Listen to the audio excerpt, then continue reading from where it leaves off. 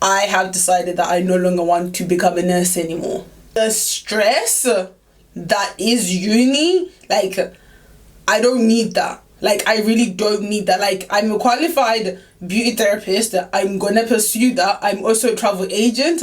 I'm gonna pursue that. I'm also planning on launching my business, a mobile spa business. At some point this year, I'm going to pursue that.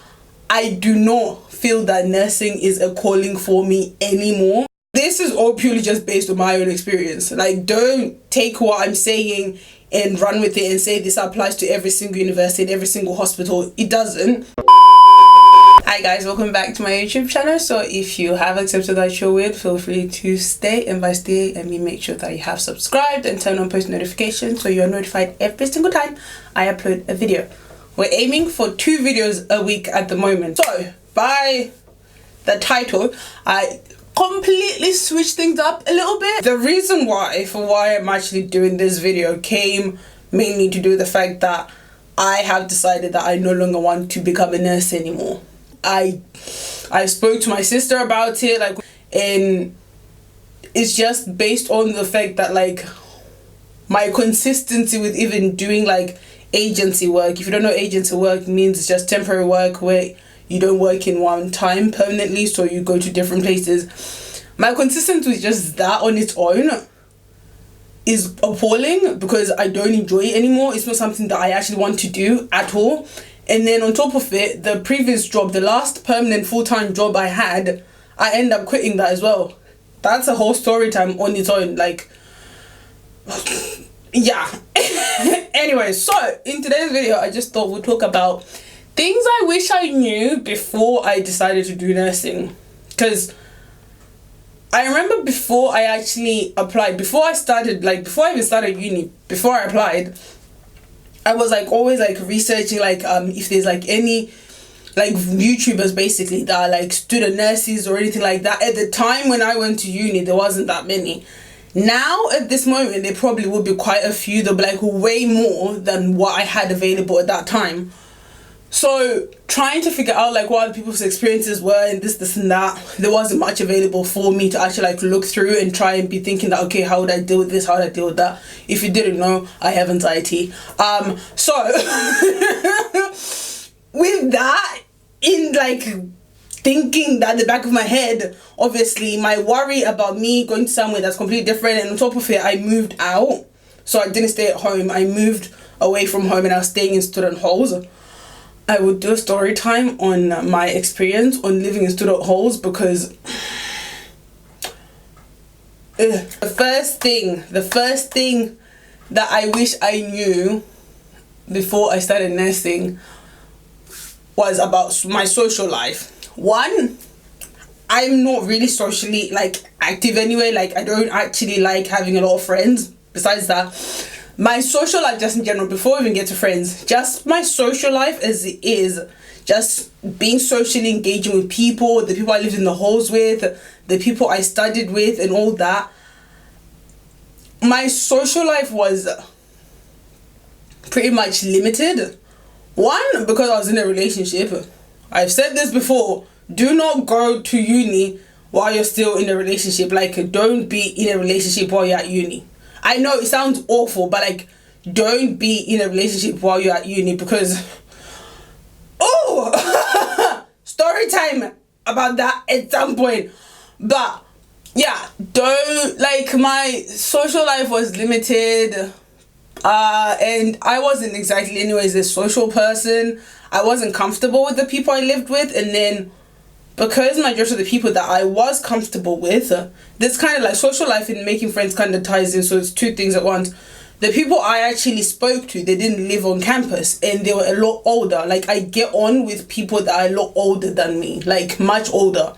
So the people that were around my age, I didn't get on with them at all. Like, it was just I don't know, it's just this whole typical thing where it's like, oh, like, people try and like cocoon people and like bundle up people to be like, oh, whenever people hear my actual age, because people usually, most, like, I'll say 9 out of 10 times, most people when I ask them my age, they usually guess that I'm way older than I actually am. So when I actually tell people my age, I'm 24, And then they're like, oh, you don't act like people your age. And I'm like, ugh! Like, it does my head in, because I'm like, there's this whole stereotype of like, oh, these people this age, they act this way. Of which, yeah, I get it. I can't fault people on that. There's certain 24-year-olds that act a certain type of way. There's way more of them. And then there's like a certain type of 24-year-old that acts like me. So it's like a whole Venn diagram, right? There's like the majority of population of 24-year-old, and then there's me. Like, it's like literally, it's like it was always a case of like, oh, so that age, and then it's like the whole thing that I came from college straight to uni, so I was 18 at the time. People had notions about how I am before they even spoke to me because of my age, and it's like it wasn't exactly a fair thing for me, because I was doing adult nursing, and majority of, not even just adult nursing, majority of the students that do healthcare, they're mostly like mature students. So it's usually students that have like pre-existing like responsibilities. Most of them, either they have kids, they're married, they have like a family life, they have all the stuff that's already existing personally before they come to uni. So them to be socially engaging with an 18-year-old, majority of them thought that I'll be like the ones that's like going clubbing and all this and that. Socializing with people wasn't the best thing. Like, it was just absolute pants. And then trying to make friends, I made friends, but then they weren't people I lived with. So when it was like during the week, obviously I would see them when we're at uni and stuff like that. But then once it gets to the weekend, obviously they had their own commitments and stuff. So when it came to the weekend, I didn't really have anyone to speak to. And then, I mean, I had one friend that lived close by, but I think we only became closer when it was like around my second year, like towards the end of my second year. But like in the first year, like we spoke here and there, but like we actually got much closer. She'll be watching this video. Hi, Noxie. Anyway, like we actually became like closer, like towards like mid or end of like my second year, like of both of our second year. She was doing mental health nursing and I was doing adults, so we only like ever crossed paths. So when we had lectures that covered like the general health department sector, if that makes sense, because like the way it was structured was you'd have the adult, learning disability, mental health, and midwifery. We had lectures. It's in the first year. The first year you'd have lectures that everyone would be attending, and there may be one or two modules that you would be doing that would be separated in terms of that, like they're specializing within the branch that you're doing. In the second year, I think we might have had like one or two modules out of 5. Was it 5 or 6?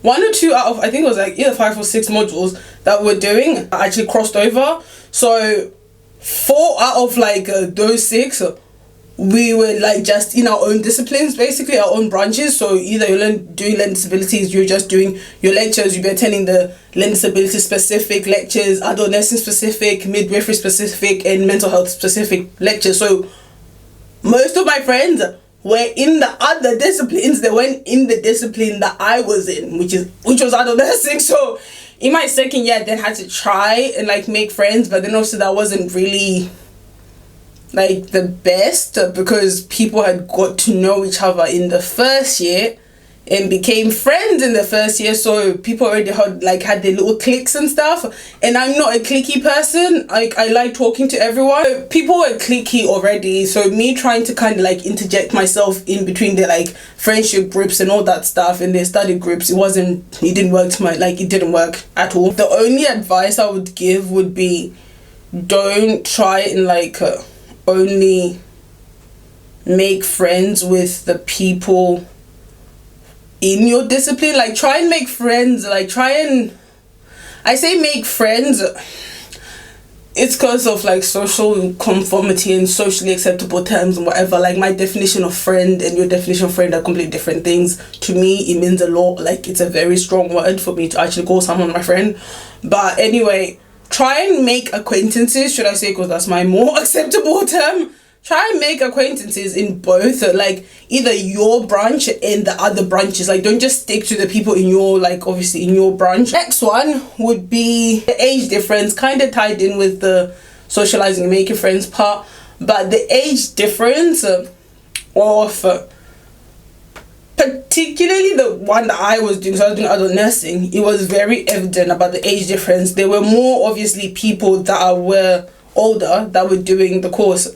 So with that came the typical thing of oh, you're younger, you don't really know what you're talking about. Oh, I've been working as an HCA for this how many X number of years, of which I don't understand why people get so boasty or boastful about having been a carer for a very long time when you could have actually become a nurse. Yes, I understand there's certain things that come in to act like that come in to contribute towards why someone might not have been able to progress on to become a nurse.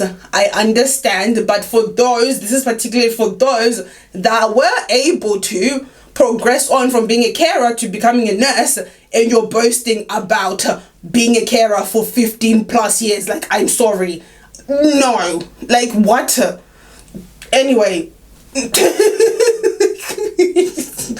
There was that. There was the typical thing where if you're gonna be trying to advise or help someone that is older, they will just look at you like, look at this child, she thinks that she knows everything, she thinks that. And I'm like, you don't even know me.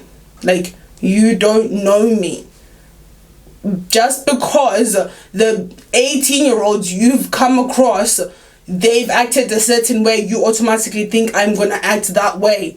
You don't know me. Like, it really don't, like,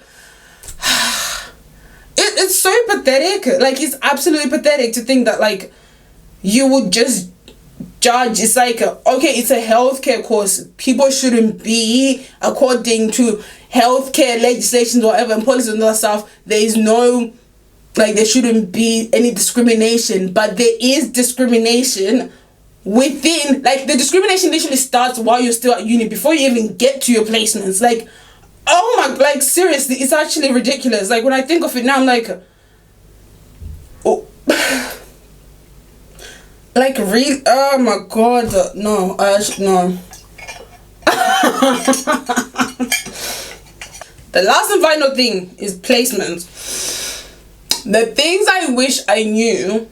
Honesty is promoted a lot, right? That's why the duty of conduct came out. I had one placement where I finished it, and because we usually have placement evaluation form that we usually do, that the universities give us, and we're meant to do it for each placement location area you go to, whether it's like you were there for from 4 weeks or 6 weeks or 2 months, however long you were there for. At the end of it, you do the evaluation form. The manager, the ward sister for the ward I was on, she directly asked myself and the other student that, can you do a written evaluation? So I completed the uni one, and then she said that she would like her own one. Me being me, I'm a very blunt person, right? Me being me, I wrote everything, and she wasn't happy with it. The fact that her thingy, the nurses that were there, majority of the time they were speaking in their own languages. When the students are there, I don't understand what exactly they're saying, but you can clearly see that, like, some of the nurses, right, it's like you had mentors that didn't want to be mentors, but because it looked good for the ward for them to have mentors, that's why they had them. Like, if you think I should do a whole video or a story time on all my placements, like the good and the bad of all my placements, I'm gonna put a poll somewhere up here. Just let me know if you want to see that video, because oh my, like I actually can't, like I can't.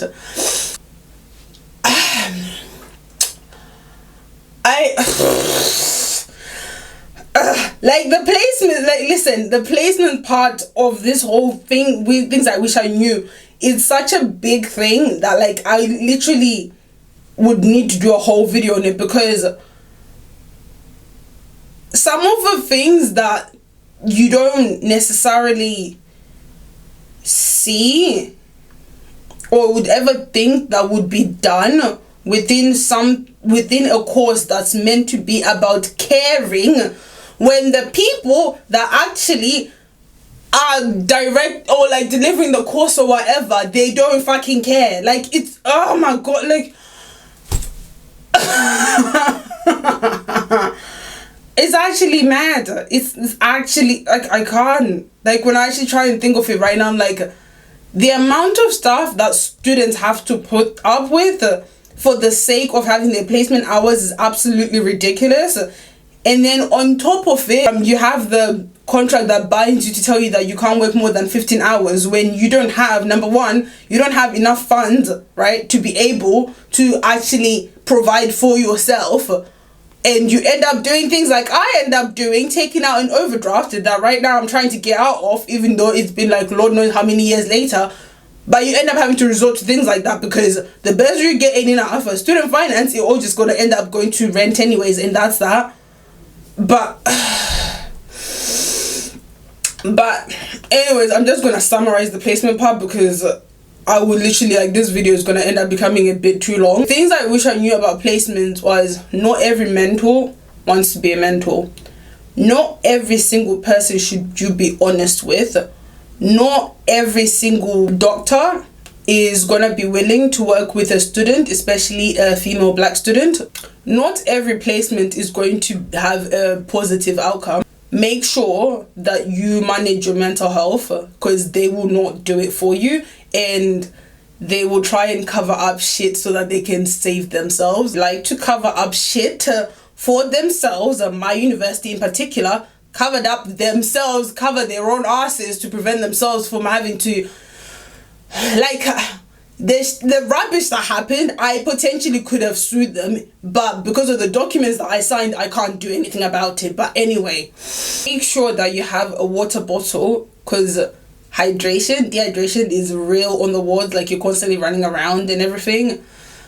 Meal prep is essential to try and make sure that you actually eat, like, properly every day, because if you're doing night shift or you're doing placement, you're doing like 4 days in a row, you're doing long days, the energy to actually be able to make food, you're not gonna have it. Take vitamins if you are vitamin deficient. Not only if you are vitamin deficient, but I would say in particular everyone should be taking a vitamin B12. It's gonna help you try and prevent like the fatigue and everything that happens, like constantly being on the go and whatever and whatnot. Especially if you are anemic like I am, take a vitamin B12 and also try and keep on top of like your iron supplements and everything, because believe me, the hours you be doing in hospital is gonna be very taxing on your body, and you won't realize it until the day you actually just are laying in bed, you can't get out. I at least average out about 5 to 6 hours sleep.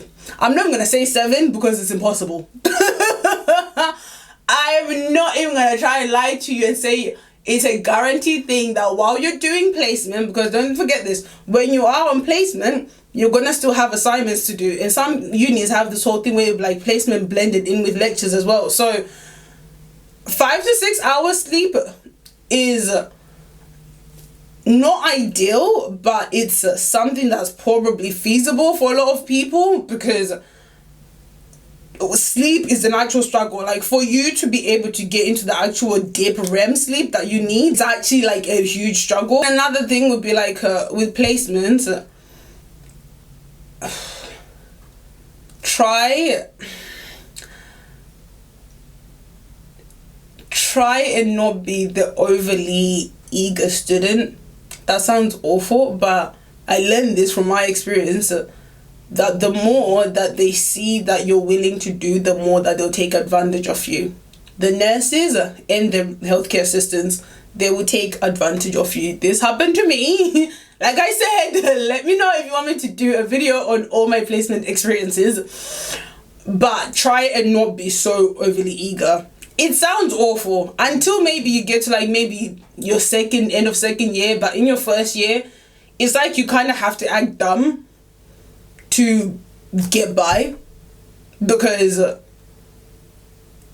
this is all purely just based on my own experience. Like, don't take what I'm saying and run with it and say this applies to every single university and every single hospital. It doesn't. This is purely based on my experience. I went to a university that's based in Southeast London.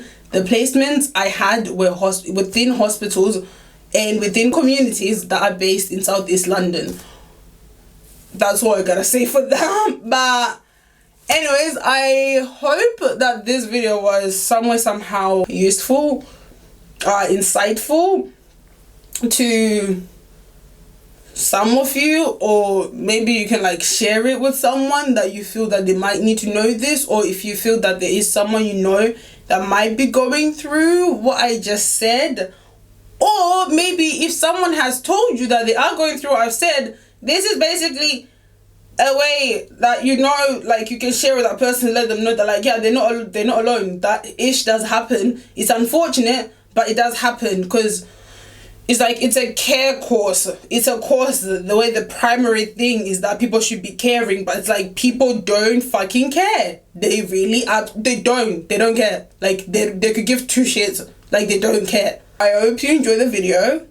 Let me know what you think, if you've had any experiences similar to this, in the comments down below. Make sure that you share, comment, like, and subscribe if you haven't, so that you stay within the clan of self-acceptance, because we like accepting ourselves here. Like, but anyways, I will see you in the next video. You already know what to do. Go PERV silence.